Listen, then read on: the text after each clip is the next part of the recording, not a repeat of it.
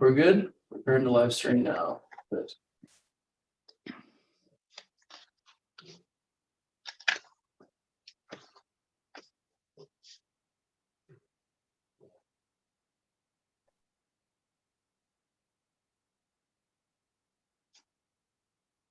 Perfect. All right, we are good to go. I'm gonna call the meeting to order. It is 9:31. Before we begin to roll call, as most of you know on this call that we lost a good friend, Mr. Ted Hoffman, over in the city of Norco. Would you please join me in a moment of silence for him?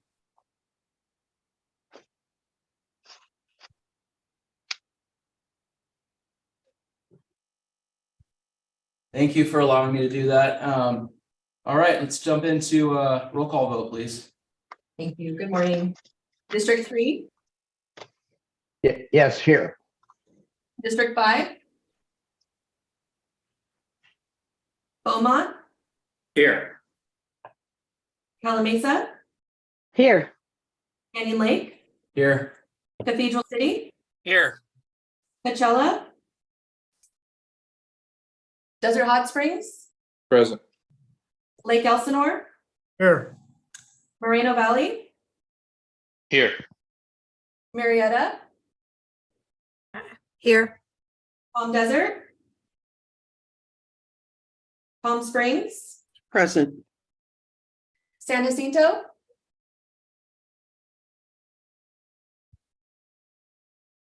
San Jacinto, No. Temecula. Yep. Thank you. We do have a quorum. All right, please join me in the Pledge of Allegiance. I pledge allegiance to the flag of the United States of America and to the republic for which it stands, one nation, under God, indivisible, with liberty and justice. That's why I showed up in person, because it's by yourself when you're on Zoom. All right, moving right along, public comments. Are there any public comments on items not listed on the agenda? I am not seeing anyone raising their hands on the Zoom, and there is been no written comment. All right, additional revisions? Perfect. All right, moving on to consent calendar. Anyone wishing to pull an item from the consent calendar? Seeing none, I do need a motion and a second. Please state your name. Calamasa approves. Second, Cathedral City. Thank you. Calamasa Cathedral City. Do you need a roll call vote? Yes, please. District 3, Yes, Beaumont, Yes. Calamasa, Yes. Canyon Lake, Aye. Cathedral City, Yes. God, I can't get on here. I'm here. hi, I'm here. Hi. Yes, Oh, thank you. I'll register you. can't get on. Desert Hot Springs, Present. Yes. Sorry. Lake Elsinore, Aye. Moreno Valley, Yes. Marietta, Yes. Palm Springs, yes, San Jacinto, Yes, Temecula. Yes. Thank you. The consent calendar passes. Thank you. For those of you, just a reminder to please press mute. You're not needing to speak. All right, moving right along, we are on number 7. This is the proposed policy goals and objectives for fiscal year 2023-24 budget. Sergio, the floor is yours. Thank you. Good morning, Chair, committee members. On this chilly morning, Sergio Vidal, CFO for RCTC. During the January commission meeting, both the mid-year fiscal year 23 and the upcoming fiscal year 24 revenue projections were reviewed and approved for Measure A, LTF, and TUF programs, representing the first step in the budget process. The item before you this morning is the next step in the fiscal year 23-24 budget, which is a consideration of the commission's goals and objectives, along with related fiscal policies. Next slide, please.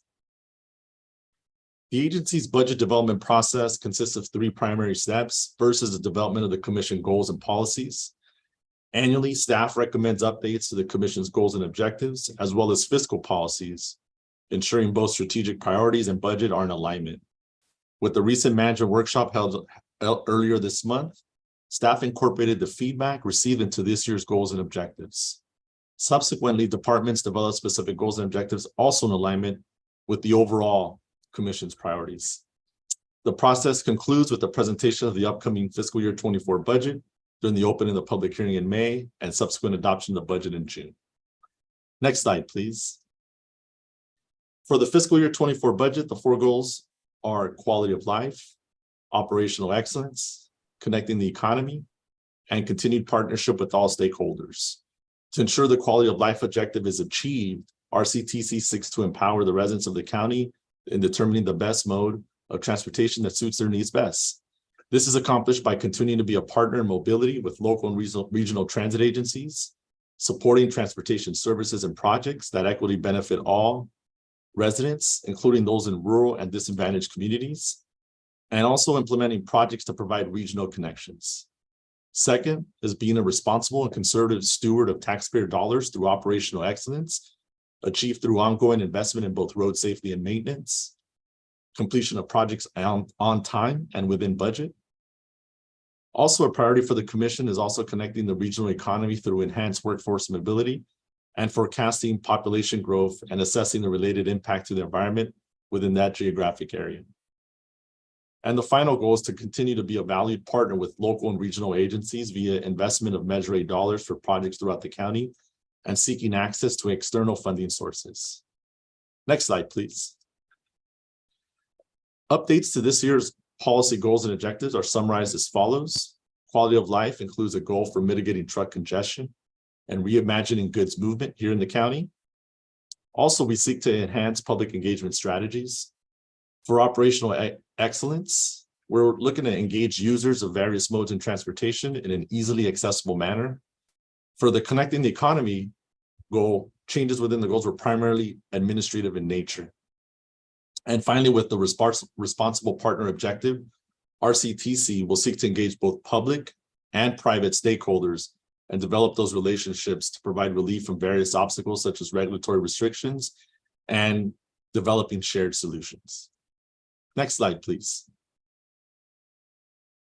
In preparation for the upcoming year budget, staff relied upon the goals recently described to develop the following short-term objectives.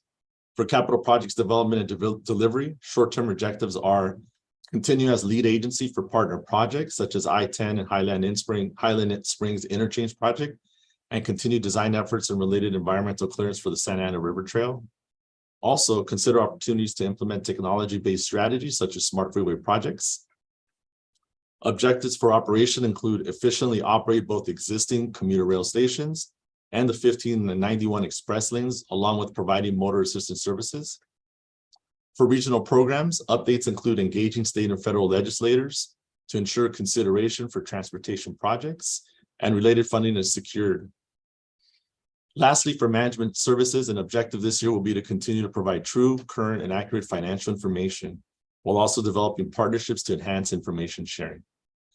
Next, we'll look at the fiscal accountability policies that support these goals and promoting responsibility and organizational excellence. Next slide, please. The Commission's fiscal policies contain the following 6 elements: financial planning, requiring a balanced budget while considering administrative cost limitations, funding for post-employment benefits, and capital projects along with any related reserves. Revenue policies guides the agency's treatment for its key revenues such as sales tax, Measure A and LTF, TUMF, and toll. The expenditure policies establishes a methodology and development of spending priorities, ensuring ongoing monitoring of budget actual expenses. Our debt management policy outlines the agency's approach in evaluating when to issue debt, along with specific guidelines for post-issuance compliance. Our cash management incorporates investment priorities, receipts, payments, and operating balances. And finally, the accounting and reporting policies requires the agencies to maintain official financial reporting system while also ensuring the timely completion of audit. Finally, the changes to this year's fiscal policies are largely administrative in nature. With this overview of the Commission goals and fiscal policy, let's review the next steps in the upcoming budget process. Next slide, please. Upon adoption of the provided goals and policies for fiscal year 24 budget, staff will complete the specific department revenue and expenditure estimates while developing the initial draft of the budget. which would include linking of the department goals with the overall objectives and related fiscal policies. The next step will be during the April-May commission cycle. An executive summary will be presented for consideration, along with the opening of that public hearing. And finally, the budget document will then be brought back to the June commission meeting for consideration, concluding with the final adoption on June 14th. This concludes my presentation. I'm available for any comments or questions. Thank you. Thank you, Sergio. Commissioners, any questions?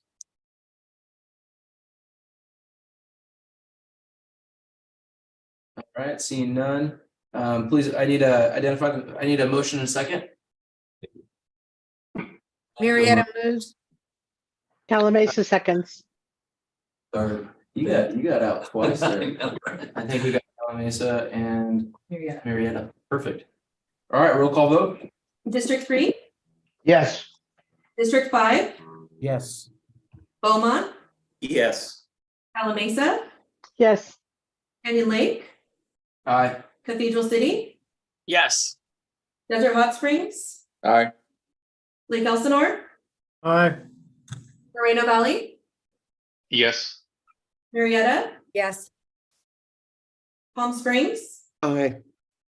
San Jacinto, Yes. Temecula. Yes. Thank you. Item 7 passes. Thank you. Moving on. Item number 8, formula funding distribution within Riverside County. Jillian, the floor is yours. Good morning, Chair Smith and Commissioners. My name is Jillian Gazzato. I'm the Commission's Planning and Programming Director. The intent of this item is to update the distribution of formula funds throughout Riverside County. The Commission and the Coachella Valley Association of Governments, or CVAG, last updated their joint funding agreement in 1990. That was a year after the first Measure A began and 19 years before the current Measure A took effect. At this point, our funding agreement is more than 30 years old. A lot has changed in 30 years as it relates to funding. State bonds have been approved and fully expended. Recessions and a pandemic have prompted stimulus packages to be passed.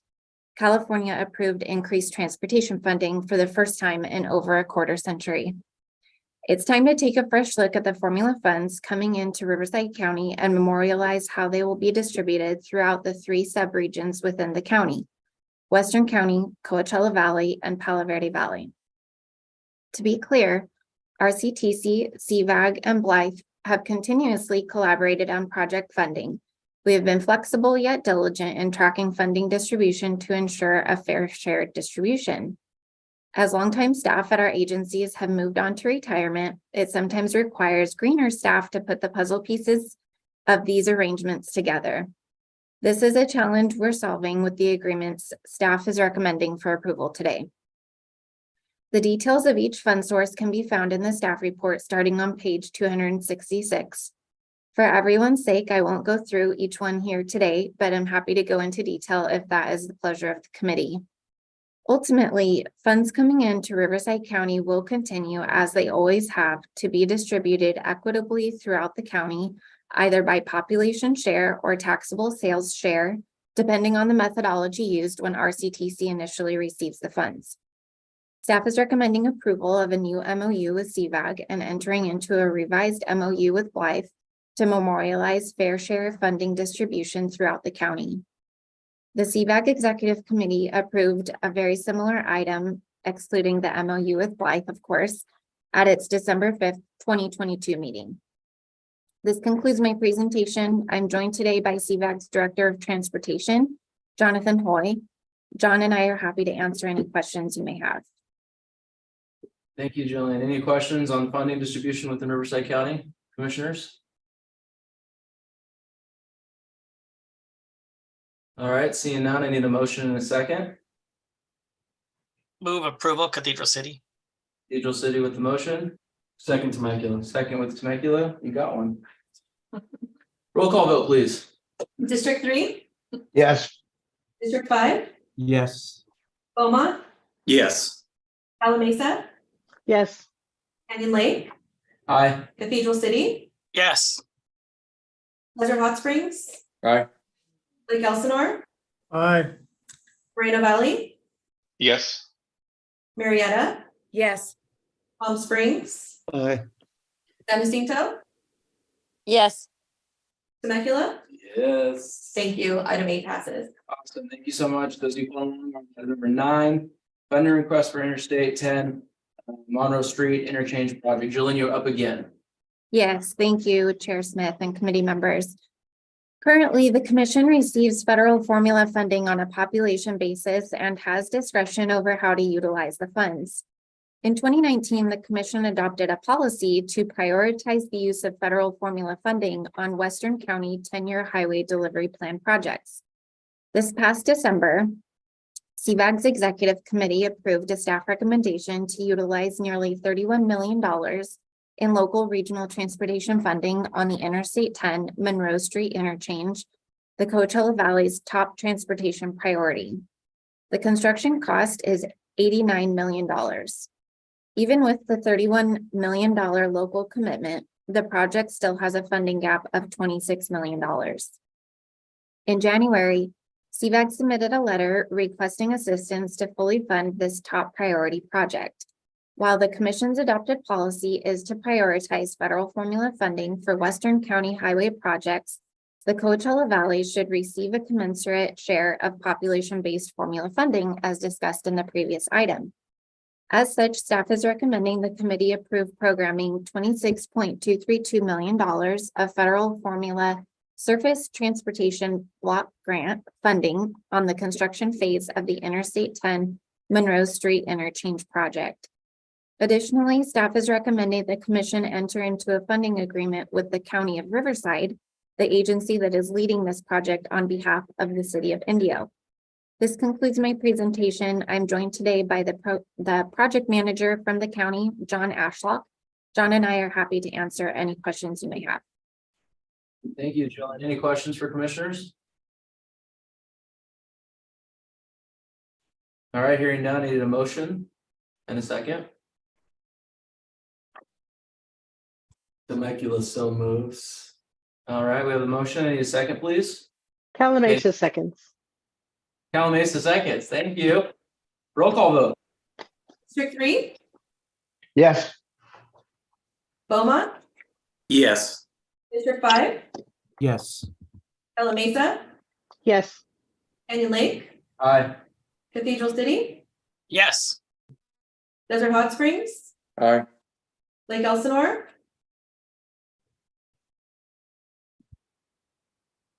Lake Elsinore, Aye. Moreno, thank you, Moreno Valley, Yes. Marietta, Yes. Palm Springs, Aye. San Jacinto, Yes. Temecula. Aye. Thank you. Item 9 passes. Awesome. Everyone's doing well for a Monday. We're getting right through this. All right, moving on. Item number 10, this is a settlement agreement, contributions involving the World Logistics Center from the City of Moreno Valley and Highland Fairview for the Center for the Environmental Research and Technology and the Community Translational Resource Institute. That's a mouthful. All right, Laurel Mo Luna, I get that right? Number 10, it is yours. You're up. You did. Thank you, Chair Smith and members of the committee. Again, my name is Laurel Mo Luna. I'm the Multimodal Services Director here at our CTC. This item is regarding the settlement agreement contributions received from the City of Moreno Valley and Highland Fairview involving the World Logistics Center for the Center for Environmental Research and Technology and Community Translational Research Institute. Next slide. The World Logistics Center is proposed to be located in the eastern portion of the city, south of State Route 60 and east of the 215 between Redlands Boulevard and Gilman Springs. The total size of the project is estimated to be about 40.6 million square feet and is expected to draw as many as 14,000 truck trips per day at build out. In 2015, the commission and the county filed suit challenging the environmental impact report of the World Logistics Center project to ensure that adequate mitigation measures were addressed with the project. In 2016, the commission, the county, the City of Moreno Valley, and Highland Fairview, the developer of the project, came to a settlement agreement. Among the terms of the settlement agreement, which is attachment 1 of the staff report found on page 301 in your packet, it was required that the City of Moreno Valley and Highland Fairview each pay $100,000 for for logistics-related studies for a total of $200,000, and that $100,000 would be dedicated to the Center for Environmental Research and Technology at UCR, and the other $100,000 to the Community Translational Research Institute. The commission has received the $200,000 from the city in Highland Fairview, and we are here today to seek the committee's approval for award to these two organizations. Both organizations have submitted their project proposals, which I will provide you a summary of in the next few slides. Next slide. The Center for Environmental Research and Technology is located at UCR and is part of the Bourns College of Engineering and is better known as CSERT to most. CSERT is a recognized leader in environmental research and education that has been around since 1992 and is the largest research institute at UCR and focuses on 5 main areas: renewable energy production and integration, vehicle technology and combustion optimization, transportation systems, vehicle infrastructure, pollution formation, and exposure and health effects. Next slide. The settlement calls for CSERT to utilize the funding for logistics-related studies. They are proposing to conduct a health-based truck route assessment for the cities of Riverside and Moreno Valley. Their scope will include 3 primary tasks. First, they plan to use their BEAM modeling tool, which stands for Behavior, Energy, Autonomy, and Mobility, to collect data and truck activities to simulate existing truck movements. Second, they will construct an emission inventory of the overall truck population traveling through the cities to better understand the spatial distribution of the emission impacts from goods movement.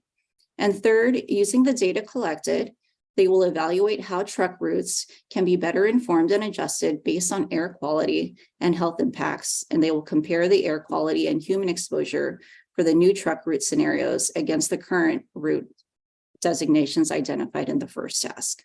Next slide. And here is an example of what their BEAM modeling tool can do. The top left is a sample of truck trip origins. The top right are truck trip destinations, and the bottom are the travel patterns between the origins and destinations. Next slide. The Community Translational Research Institute, which goes by CITRI, is a program of Haluna Health, a nonprofit research institute. The settlement agreement calls for CITRI to apply the funds to public health research and programs. Their mission is to connect academic, government, and community organizations to prevent chronic diseases such as diabetes and adverse childhood experiences from emerging. They have 3 strategic goals. First is to design a community health system that works synergistically. Second, to empower these organizations to communicate with key decision makers to advocate sustainable solutions. And third, to discover unofficial community leaders and develop them into official leadership positions within the community. Next slide. CITRI proposes to use the funds to study the environmental sources of early life adversity in Northwest Riverside County and prevention and remediation of their adverse behavioral health sequelae. The objectives of this research is fourfold. First, to identify communities most impacted by adverse environmental conditions.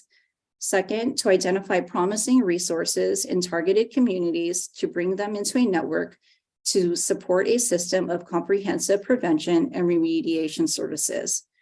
Third, to carry out community-based screenings to identify persons at risk for behavioral and medical dysfunctions as a result of adverse experiences and exposures and toxic stress. And fourth, to develop and assess an innovative system of community-based behavioral health services consisting of core community behavioral and health and wellness coaches and counselors. Next slide. The UCR CSERT project is estimated to be completed in about 15 months, and the CITRI project is estimated to be completed in about 18 months. Staff plans to return to the commission with a summary of findings and the final reports when the projects are complete. Next slide. And before I summarize the staff recommendations, I'd like to add that Dr. Matt Barth, professor at UCR and director of CSERT, is with us today, as well as Dr. Andy Johnson, professor at Claremont Graduate University and president CEO of Citri, is here as well. Both are available to answer any questions about their respective projects. And lastly, staff recommends that the committee approve and forward to the commission the following actions. Award agreement number 23-67-042-00 to the University of California Regents for UCR cert in the amount of $100,000 from the settlement funds. Award agreement number 23-67-043-00 to Citri in the amount of $100,000 also from the settlement funds, and authorize the chair or executive director pursuant to legal counsel review to execute the agreements on behalf of the commission. And that concludes my presentation. Happy to take any questions. Thank you so much. Commissioner, do we have any questions? I do have one. Immaculate, go ahead. So these studies are to figure out what the effects of these truck trips are as a result of this project? They don't have to be tied specifically to the project. It just has to be related to goods movement in general in the region. Okay.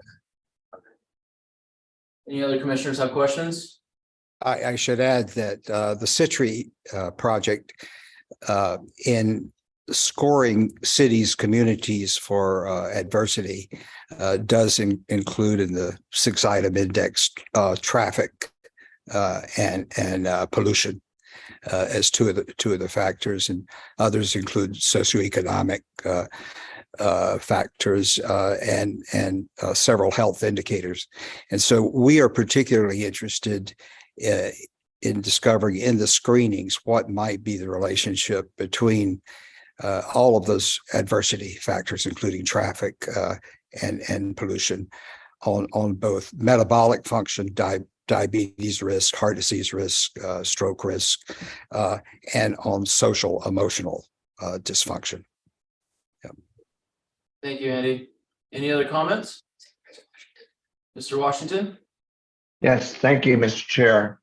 I would add, so when the county joined RCTC in the lawsuit, there were comments made that the main framework for why we were pushing for some sort of relief from the approval of the project was that although one agency had approval authority, the impact of this immense amount of truck traffic affects a good portion of Riverside County, especially Western Riverside County. And those impacts are mounting today and will continue to mount. And if you spend any time during the day on the 215, on the 91, on the 60, on the 15, you'll see tremendous amounts of trucks. And they may not be driving through where they initiated their travel, but the impacts are on many communities in Riverside County. And so I look forward to the results of this study. And I think it will help us be better informed about the decisions that we make about increasing truck traffic on our roads. Thank you. Supervisor, any other comments? Commissioner Cabrera? Yes, thank you. Good morning once again, everyone. Thank you for the report. And I'll echo the Supervisor Washington's comments there about this being good. Hopefully this will give us more information, more data to look at so that we can better plan moving forward. And we know that there's an ongoing transition to try to electrify everything, which is also good, but this should help us in those efforts. So my question to those that are here that are going to be receiving this funding and conducting the studies is when can we anticipate some initial reports, some initial conclusions, and when do you expect to have everything I guess finalized for this particular funding and the work that you're going to do with this? Go ahead, please. Go ahead. Yeah, this is Matt Barth from the University of California, Riverside here at CSERT. So we will probably spend the first 6 months calibrating and setting up our transportation model specifically for certain kinds of truck routing schemes. And so I would say we could probably have some initial results, probably in that time frame, 6 months from now, to give preliminary results. And then, of course, it'll be documented after a year's time. So that's our initial timeline. And we at Citry are on, as Laurel indicated, we're on an 18-month time frame. Approximately the first 6 months will be devoted especially to the community screenings. We'll be screening through community centers. We're working through IEHP to help identify sites in Jurupa Valley. We're working with Reach Out to use their center, and there are other centers where we will be doing the screenings, doing population screenings. And by the end of the first 6 months, we will have begun the intervention phase, which is to work with people who are identified either as at social, emotional, or metabolic risk, and enter them into triage them and enter them into services. So I think at the end of about 6 months, the 6th or 7th month, we should be able to report to you preliminary findings on the screenings. And at the end of 12 months, we should be able to report preliminary findings on the program interventions. Excellent. Sounds good. Thank you so much again. I appreciate it. And that's all the questions that I have. Perfect. Any other questions? Final questions? All right, I do need a motion in a second. Beaumont moves to approve. Beaumont with the motion. Palm Springs second. Palm Springs with a second. Almost. Roll call vote. District 3, Yes. District 5, Yes. Beaumont, Yes. Bella Mesa, Yes. Canyon Lake, Aye. Cathedral City, Yes. Desert Hot Springs, Aye. Lake Elsinore,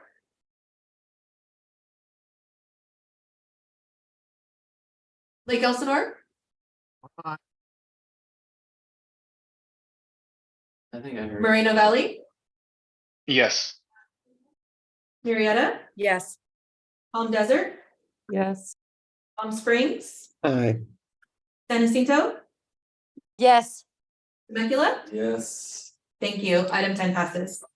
11, there were no items pulled. We're on item 12, executive director report. Thank you. Good morning, commissioners. This evening at 5:30, from 5:30 to 7 p.m., we will be hosting a public information meeting for the I-10 Highland Springs interchange. This is a really important project up in the pass area, and so we'll be out there with a public information meeting on the interchange project. 5:30 to 7 at the Senior Community Center on Oak Valley Parkway. If any of you are interested in attending, please let us know and we'll get you all of the details, but we're looking forward to that public meeting. Thank you. All right, commissioner comments. Any comments? from And y'all? I'm sorry, I have a real quick question. You said that's at the Senior Center on Oak Valley. Is that the Noble Creek or Chatney? Albert A. Chedid, how do you pronounce it? I'm not sure. It's at Chatney then. Okay, Chatney. Okay. So, Chatney. Thank you.